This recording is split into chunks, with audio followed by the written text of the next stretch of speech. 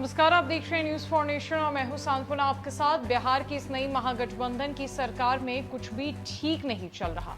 अगर ठीक चल रहा होता तो सूबे के मुख्यमंत्री नीतीश कुमार नाराज नहीं होते और बिना मंत्री के विभागीय बैठक नहीं करते। दरअसल शनिवार को विभागीय बैठक हुई। बैठक इस बात की कि बिहार में सूखे से पीड़ित किसानों को सरकारी मदद पहुंचाई जाए। इसको लेकर सूबे के मुख्यमंत्री ने तमाम अधिकारियों, पदाधिकारियों और मंत्रियों के साथ समीक्षा बैठक की। लेकिन इस बैठक में बिहार सरकार में वर्तमान कृषि मंत्री सुधाकर सिंह मौजूद नहीं थे। अब सवाल यह उठता है कि क्या इस विभागीय बैठक में सुधाकर सिंह को बुलाया नहीं गया था या फिर बुलाने के बावजूद वो इस बैठक में शामिल नहीं हुए थे। सुधाकर सिंह ने यह भी कहा था कि मैं भी चोरों का सरदार हूं, लेकिन अब बिहार सरकार में मुझसे भी बड़े कई चोर हैं।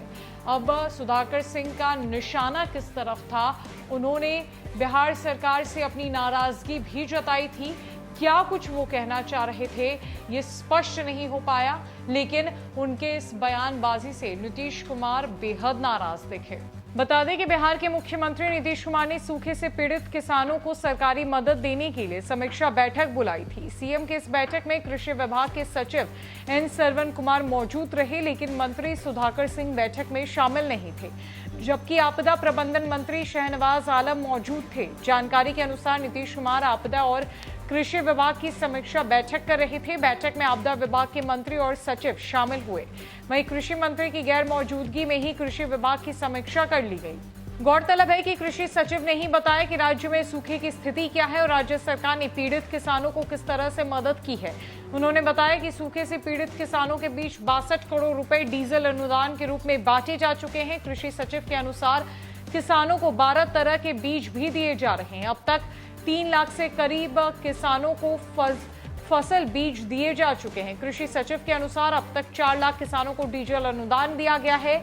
बहरहाल कृषि मंत्री सुधाकर सिंह ने कृषि विभाग में फैले भ्रष्टाचार के खिलाफ बीते दिनों आवाज उठाई थी। कैमूर में किसानों को संबोधित करते हुए सुधाकर सिंह ने कहा था कि पूरा विभाग चोर है और वे चोरों के सरदार है। यही नहीं, कृषि मंत्री ने नीतीश कुमार की कृषि नीति को भी बेकार बता चुका है। वहीं मंगलवार को हुई नीतीश कैबिनेट की बैठक में इस मसले पर सुधाकर सिंह की नीतीश कुमार के बीच कहासुनी भी हो गई। इसके बाद कृषि मंत्री ने इस्तीफे की धमकी भी दे दी थी। हालांकि सुधाकर सिंह इससे इनकार कर चुके हैं। शनिवार को हुई विभागीय बैठक में कृषि मंत्री सुधाकर सिंह को दूर रखा गया या वो खुद दूर हो गए, ये तो स्पष्ट नहीं। लेकिन अगर उन्हें बैठक में बुलाया नहीं गया तो नीतीश कुमार सजा देने पर आतुर हो चुके हैं कि उन्होंने बिहार सरकार में कृषि मंत्री सुधाकर सिंह को बैठक में शामिल नहीं होने दिया।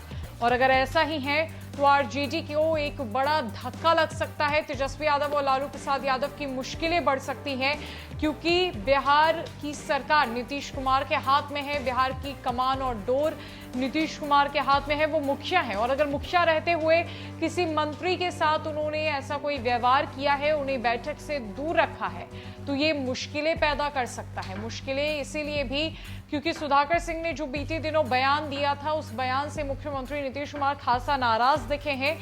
मंगलवार को हुई कैबिनेट बैठक में भी सुधाकर सिंह और सूबे के मुख्यमंत्री के बीच कहासुनी हो गई। अब देखना यह है कि आगे नीतीश कुमार की क्या प्रतिक्रिया होती है और सुधाकर सिंह का क्या स्टैंड होता है।